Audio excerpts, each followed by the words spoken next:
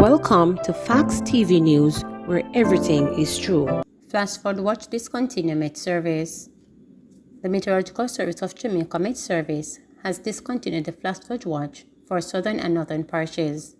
This became effective at 3:30 p.m. on Tuesday, September 27. According to the Met Service, partly cloudy conditions are forecast for the island tonight into Wednesday morning as Hurricane Ian moves farther away from the country. Maypen Mayor calling for major drain improvement project. Mayor of Maypen, Winston Maraj, is calling for a major drain improvement project for the town in order to prevent repeated flooding in the area.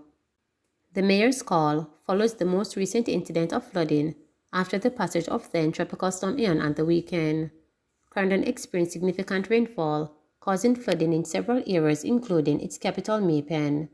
Mayor Maraj says the town's drainage systems are unable to accommodate the volume of water being caused by weather systems.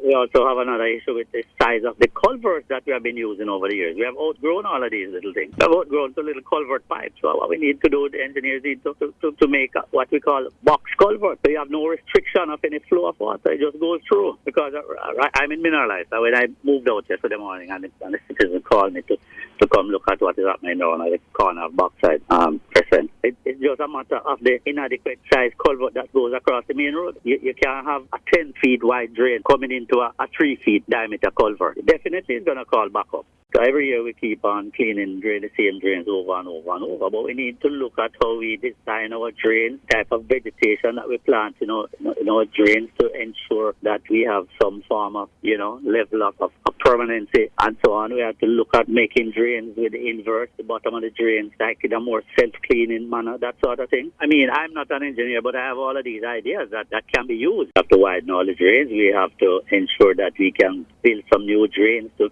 channel some of that water, that volume of water, to the rim, It's not going down to the Jacks Gully, which doesn't go into the rim, and Jacks Gully goes towards the Milk River.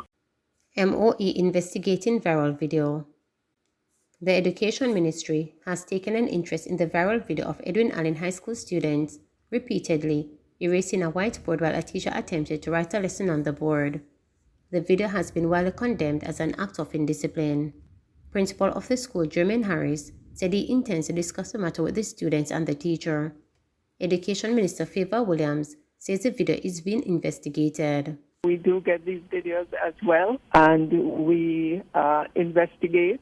As you know, on social media, not everything that you see is gospel. And so before we say anything, we investigate the situation to find out both sides or all sides of the issue and take any corrective steps that are needed in that situation.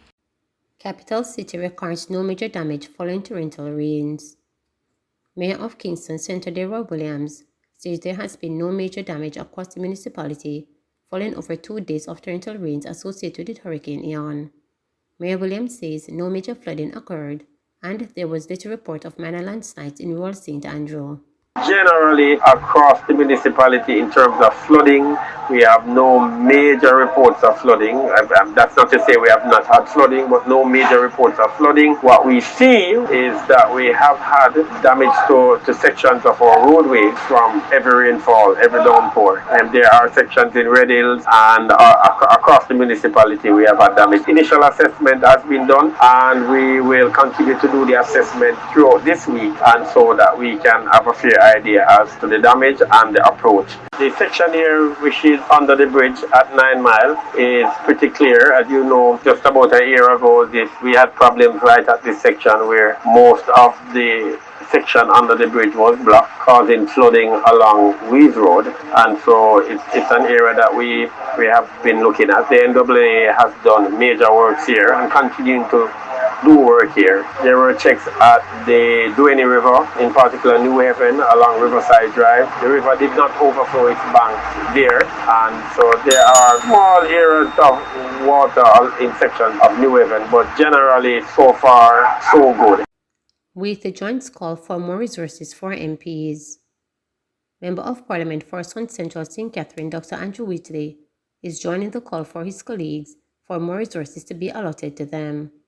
Dr. Whitley joins the call of MP for Manchester Central, Wondermore Crawford, and Manchester Northwest MP Michael Phillips who have in recent days appealed for an increase in their Constituency Development Fund (CDF). The South Central St. Catherine MP made the call as he lamented on the strain to carry out drain cleaning in his constituency. In fact, when the Bruce Golden-led government implemented the CDF program, it was around $40 million at that time. And you can look at the cost of things in 2008, 2007 compared to now, from 15 years later. And it is 50% of that is being allocated to constituencies. So the communities along St. John's Road in the vicinity of Johnston Pen, Civil Meadows Street, we have some flooding out at Hill Run. We have a community known as Big Doll at the bottom of Corliss Road. Since the development of the Highway 2000, the East-West Highway, over the years we have seen more flooding in that area. And even though that the fact that they built out some drainage to accommodate the flow of water towards the sea, I believe that it is insufficient to carry the volume of water that we are seeing over the last couple of years. I think now government need to be a little more proactive. And I say government because it's not only central government but local government, because they have their own responsibility as well as the local planning authority. That we need to take a more proactive approach and stop waiting on a weather alert to start to clean drains. We have to be more proactive. We know that the hurricane season starts in June and goes up to October. We need to start preparatory work before June. St. James records highest rate of homicides. The country's murder rate as at September 24 stands at 1,147. That's 89 more people murdered when compared to the same period last year.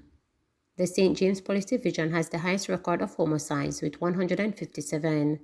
That's 47 more people murdered for the period. Westmoreland follows with 114 people killed since the start of the year. St. Catherine North has seen a 47% increase in murders over the period, with 113 murders recorded. St. Andrew South has recorded 17 fewer murders when compared to the similar period last year. The division has seen 108 homicides in this space. The parish of Portland has the least number of murders committed, 9, 5 fewer murders recorded compared to the last year figure over the period.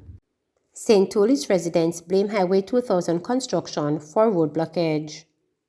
Residents of St. Toulis and adjoining areas in Manchester were left stranded on Monday as debris from the construction of the US $188 million Maypen to Williamsfield leg of Highway 2000 block a section of the roadway in their community. Heavy and persistent rains associated with Hurricane Ian continue to affect southern parts of Jamaica. In a 50-second video, a woman complained that the drainage work is not sufficient on the highway project. Look at the highway now. The St. Toulis Road is blocked. Nothing can come in here. Here, we are some vehicles stuck in the road and the dirt from the banking where a landslide happened. We need some help. We need justice, she said.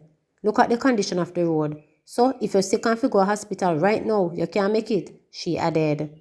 Work on the Maypen to Williamsfield leg of Highway 2000 is fast advancing with all major bridges on the roadway complete and project advance uphill in Manchester to meet the March 2023 deadline.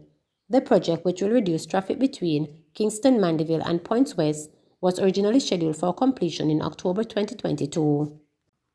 Jamaica battered by heavy rain but spared the worst. Sporadic and heavy rain associated with Hurricane Ian battered Jamaica on Monday, rendering numerous roads impassable. But despite this, many Jamaicans were grateful that the island was spared a direct hit. The Office of Disaster Preparedness and Emergency Management (ODPEM) issued a statement Monday afternoon advising that the Bagworth Gorge in St. Catherine had to be closed due to flooding. ODPEM also reported that the Touchworth Bridge on the border of Clarendon and St. Anne was impacted by rising river levels. The road at Pump House, Phase 3 in Longville Park, Clarendon, reportedly split in two. Down utility poles were reported in Western Park, Maypen, also in Clarendon, leaving several communities including Treadlight without power. The National Works Agency, meanwhile, issued advisories warning road users in St. Elizabeth to be cautious as a result of collapsed culverts on the Lockover to Vauxhall Main Road and Vauxhall to Union Main Road in the vicinity of Raheen. Marcus Garvey Drive in St. Andrew, as expected, was also affected by flooding as the small drainage along the major thoroughfare was unable to carry the heavy water despite several promises to have the problem fixed.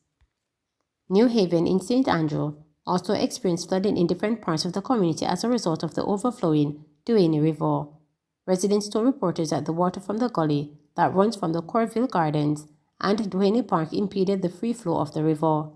Residents said they have been plagued by this problem for many years and called on the authority to create a barrier to separate the river and the gully, but nothing has been done.